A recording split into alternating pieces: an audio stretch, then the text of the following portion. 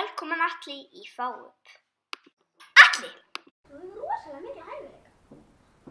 Hvað kom það? Frábæðið. Af hverju varstu ekki fyrir í sviðsljósinu? Ég sá bara hvað sér það getur dætt í hug og bara svo er ég í Morgunblaðið, þetta blaðið. Það var rosalega skemmtilegt. Þú ert bara algjörlega orðin rosa stór hluti, bara strax. Já.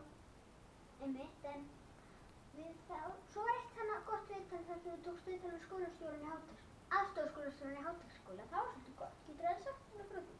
Já, mér vantaði bara efni í septembertímann og það var, ég ætlaði að taka viðtal við skólastjórann. En hún var ekki. Þá bara var Þórður, aðstoðarskólastjóri, og við tókum viðtal að vera fótboltavelli.